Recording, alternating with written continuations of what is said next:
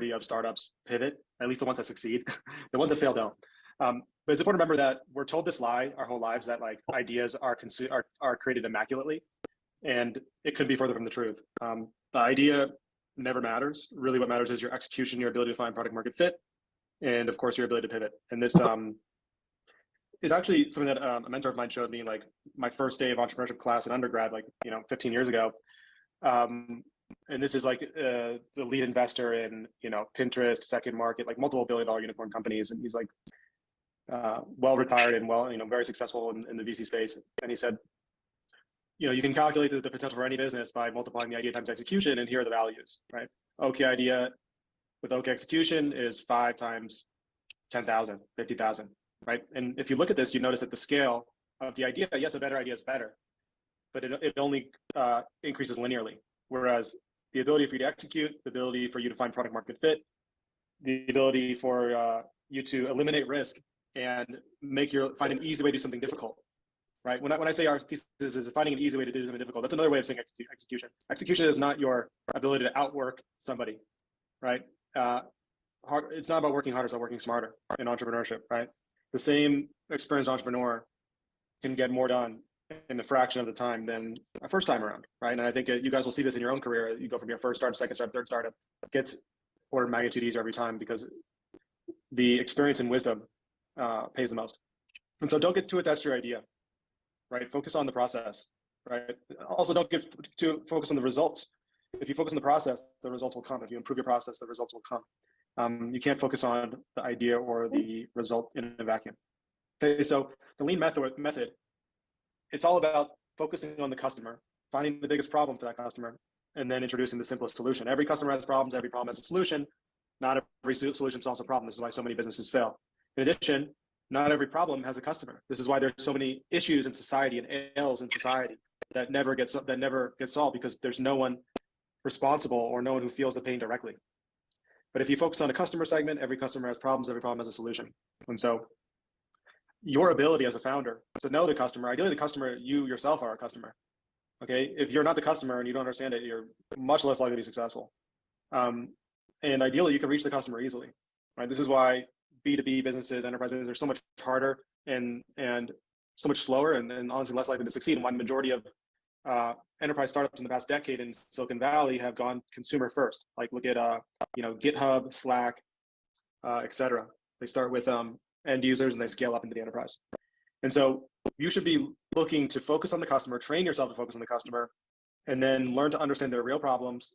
Only at the end introducing a solution. We're taught our whole lives to think solution first, and that does not work as an entrepreneur. It may work in a large existing business with a long track record of data and history, but it doesn't work in entrepreneurship where uncertainty is extremely high.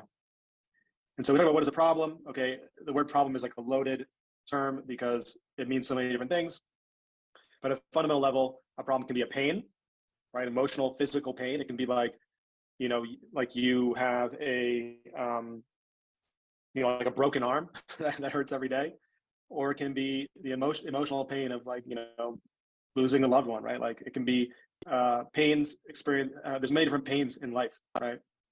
There's also needs, which is like a function, an addiction, right? You need to have that coffee every day. You need to be on the internet every day, have access to your, Twitter. It's like an addiction, right? And of course, pains are the best. You want to solve for ideally an addictive drug for a small audience and scale that to a larger audience rather than a want for a broad audience is less likely to be successful because there's so many competing wants out there. And if yours is a want, it will get replaced by a need. And of course, a like. And so, if people, whenever people say they like your idea, it means they don't care about it. They're just being polite. Whenever someone says your idea is interesting, it means it's dumb and they're just afraid to tell you, right? When people are if you actually discover a real need or a pain, people will proactively take out their wallet and try to pay you to develop it for them. Okay, versus a want, sometimes, but again, it's a nice to have. And the definition of product market fit is a must have, and that's a need or a pain. A want is a nice to have. That is the opposite of product market fit. Okay. And so you've been using the experiment board. Remember, the term minimum viable product is the process of spending the minimum amount of time and effort to learn what you need to change your direction or to improve your direction dramatically. with a minimum of time and effort, build, measure, learn, feedback loop, experiment board. Every experiment you do is an MVP, even though it's not a product. So MVP stands for experiment. 3 methods: customer interviews, pre-orders, low-tech products. We covered customer interviews at length. I'll cover pre-orders and low-tech products today. They increase in the time it takes, but they also increase in the depth of validation. However, they decrease in the breadth of information. It's harder to pivot when you've already moved to low-tech products. It's much easier to pivot when you're doing customer interviews or exploring. But customer interviews won't go deep enough to validate a product, only a low-tech product will. And the benefit of this is not only that these types of MVPs are fast, but they're also low cost. As soon as you're developing software, it gets very, very expensive. And if you're a developer, you probably know this. If you're not a developer, that's okay, but you should know this. Like, building the type of production level application that you see out on the internet costs millions of dollars. Okay. Even for Ninja Alerts V3, we've gone through V1, V2, V3. We're almost getting up there, and all the money that we spent to get this app out there, it'll be the production level, all the iteration, all the functionality, the time it takes to learn, to pave new ground, to build something that never been built before. It's quite expensive, but you can do all that without spending too much money, just your time and labor, by using a low tech or no code MVP. And so you're looking for the early adopters. You're looking for those cookie monsters who are just so excited and so relieved and emotionally receptive to your idea. They're not tire kickers. They're not people who think it's cool and they're just like into DeFi and Web3, so they'll try anything. And you just throw the word Bitcoin in there, they're just excited. They don't, just so you throw the word Bitcoin into anything, they're excited. That's not an early adopter. That's a tire kicker. Okay, there's lots of those in Web3. An early adopter is someone who knows they have the problem. They've searched for a solution or tried to make one, and they will spend money or resources to risk. They'll take a risk to get a solution to their problem. Okay, if they're not doing these 3 things, they're probably a tire kicker. Okay. So your goal is to get more and more clear about who your customer is. Right now, you guys are writing down customer hypotheses, and your customer hypotheses read to me like this stick figure. It's like, you don't really know, that's fine. But each experiment you do, that customer gets clearer and clearer, more well-defined, until you know exactly who your customer is. Okay. So we read the 12 tips for customer interviews. I'm going to go over the riskiest assumption and pivoting again. The metaphor for the riskiest assumption is that it is the chain that breaks the link. It is the piece in the Jenga tower that follows the whole thing over. Okay. If you're pulling out pieces, if you're pulling out the low risk pieces of your Jenga tower, you're playing it wrong, right? If actually, the whole point of Jenga is to get your opponent to struggle to take the highest risk piece out. But in lean startup, you are testing the riskiest piece yourself. That's how you win. And so you typically pivot when you can't get customers to pay or risk something. You typically pivot when your problem is not strong or big enough, when you can't find any cookie monsters, but especially and ultimately when the risk assumption is wrong, right? This is like an attempt at using the scientific method to change your subjective view of reality, because all of our ideas, inspiration, entrepreneurship is based on a subjective view of reality, inspiration for a better future. Assumptions are beliefs, core assumptions are beliefs, core to your product success. Go back to that previous page. So this is a pretty good summary of a lot of common pivots, right? So the last one, we don't have to keep talking about that one. We already know what that means. So the third one here, where you don't find any cookie monsters, you might have a great idea, but if you can't reach that market, right, and if you can't find cookie monsters, then pivot to something where you can find users or cookie monsters, right? Okay. But at the same time, you got to be resourceful also. It's sometimes, everything big starts small. Everything big starts small. Right. Go ahead. Because all of our ideas, inspiration, entrepreneurship is based on a subjective view of reality, inspiration for a better future. So assumptions are beliefs, core assumptions are beliefs core to your product success. So we, as human beings, are full of assumptions, but you really only focus on the core assumptions, which are those assumptions in the chain of logic that are required for your product to be a success in the future. Okay. And then we want to focus on those core assumptions which are most uncertain. So you can imagine putting all your core assumptions on a map and then plotting them: certain, uncertain, important, not important. Okay, put all your assumptions. Where is the riskiest assumption? The riskiest assumption is the assumption that's most important and most uncertain. Okay, the riskiest ass up here. And then you move systematically to test the other ones. keep in mind, typically, as you test risky assumptions, a lot of them will fail, and then this whole board changes every time one fails. But assuming it doesn't fail, you want to test the other ones. Okay. So common assumptions, most common, I mean, you want to go deeper than this, but this is just to give you an idea that your customer has the problem, okay, that they care enough about the problem and that they don't have a good solution, right? Because the most common assumption is that your product solves a pain, right? Is it a pain or is it a need or is it a want? If it's a want, we're probably going to be in trouble. And so ideal way to pivot, start with the customer, look at all the problems this customer has, pick the biggest problem. Again, every customer has multiple problems, every problem has multiple solutions. Pick the simplest and most profitable solution among the biggest problem for your customer. 99% of founders do this when they start, even after they listen to my explanation of how to do this. They say, I have a great idea. I wonder if this customer wants it. Oh, no, they don't.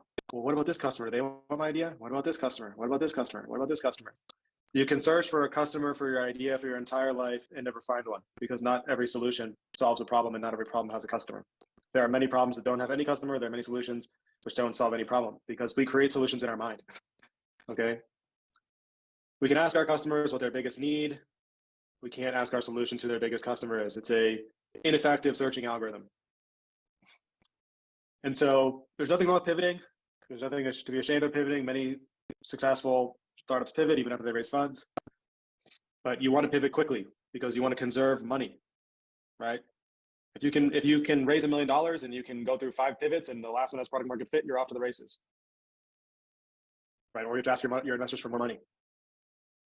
Every pivot should make you more successful. While, every pivot, you may not be validated yet. The fact that you're stacking and compounding your learning actually means you're becoming more successful. Okay, so pivot is not a negative thing. Sprint is a negative thing because we're taught not to fail. We're taught that failure is bad. The problem is extended failure. The problem is failure takes a long time. Quick failure is the best thing that you can ask for. Why people don't pivot? Most of the time it's because founders are in love with their idea, because their idea represents a version of themselves, and every human being is in love with themselves because every human being has an ego. And when your idea becomes an externalization of who you are and of yourself, you're in trouble because you're gonna struggle to pivot. Right? You need to love your customer, not your idea. If you fall in love with the customer, you'll be successful. If you fall in love with your idea, you're screwed. Second reason people are not honest with themselves, right? With confirmation bias.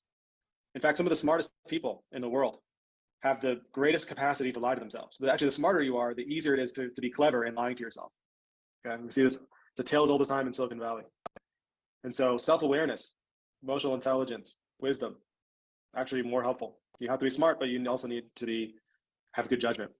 Finally, you can't find early adopters. People always ask me like, oh, I couldn't find early adopters. Like, is it possible there's someone somewhere in the world sometime in the future that needs this? Well, it doesn't really matter, does it? Because you can't find them. So you need to focus on early adopters you can find. And so you can have a small pivot. You can have a big pivot where you completely change direction. I think typically the right answer is usually somewhere in between. Too small of a pivot, nothing's going to change. Too big of a pivot, you go in circles. You can learn about the market. You can learn about the customer. You can also learn about yourself. Like maybe you can't find the early adopters. You can learn the customer has different needs. You can learn that the market maybe is just too immature for anything to be viable right now. It's a lot of the markets in this space are too immature. You may find a market that looks like this, just a bad segment. You have to pivot the customer. And so just remember then, if no one's willing to risk anything, right? If your early adopters aren't willing to risk anything, they're not willing to risk money, they're not willing to risk effort. What does that mean? It means they have no pain. Okay, think about it. Think about the last time you were in pain. Pain is a direct drive. It's a human drive. Pain will kill you if it doesn't stop. Okay, like you will literally die if you cannot end pain usually, right? So it's a human drive of survival. And so if you don't have any pain, then your business is not going to be essential in the future. And people will put money, they will risk time and effort. And so this is what you're looking for. You're looking for a great market. Like just lots of people need this is ordinals. This is ordinals when ordinals first launched. Okay. Maybe this is DLCs right now. Maybe this is Bitcoin DeFi. Okay. And there's probably still some areas of ordinals that are like this. But this is what you're looking for. You're looking for an opportunity to build in a market where anything you do can be successful, right? Find an easy way to do something difficult. I think most of you know this. There's been a lot of products in launching ordinals, which are crap products doing super well because they launched in this market, right? And they improve over time. The crappy product today, who gains all the resources, will be the best product tomorrow Let's pause because this no for one a will catch second, up to them. Tristan. Oh shoot. Go back one page. All right. So the thing to note here, the commentary to what Trevor's saying is in the upper left-hand corner, he's starting off with a C, which is a customer, right? Start with the customer first. Find big enough pains, right? So both of these, a pain, a product revolving around a pain. So the point of this is that if you find a big enough pain and create a product, is this the difference of how much money you make? Right? That's the takeaway. Okay, good. Keep going. Resources will be the best product tomorrow because no one will catch up to them. So customer pivot, a lot of times you just need to focus the customer down. I'm sure a lot of you guys have already been doing this, just focusing your customer segment to make it more narrow, because the more narrow you go, the higher you dial up the pain. Maybe to shift your customer slightly, someone related to the current customer definition, but not quite. Maybe you shift a couple things. Problem pivots, again, bigger versus stronger, earlier versus later. You typically want to go for the stronger pain, not the bigger pain. An addictive drug for a small audience as opposed to a vitamin for a large audience. Earlier or later, symptom versus root cause, versus, life cycle, old versus young. Are you targeting beginner traders, intermediate traders, expert traders? That's earlier versus later in the life cycle. Maybe somewhere in the middle, maybe it's at the early end, maybe it's at the late end. Later end people actually usually pay more, but the early end people will pay less, but there's a lot more of them. Maybe it's somewhere in the middle and you expand from there. There's no, try all of these. Again, deep versus surface, root cause versus symptom. Sometimes it's only practical to solve the symptom, not the root cause. Sometimes you have to solve the root cause, and maybe that will be a more profitable business. Explore all these different frames on the problem. Okay, maybe actually sometimes maybe the vitamin for a large audience does work if it's simple enough and easy to access enough, and if the gimmick is powerful enough. Okay, but typically the stronger one is better. Pivoting the customer or problem should also pivot the product. Okay, if your product stays the same and the problem is changing, you're in that death cycle of just like, trying to find a customer for your product. The customer is the root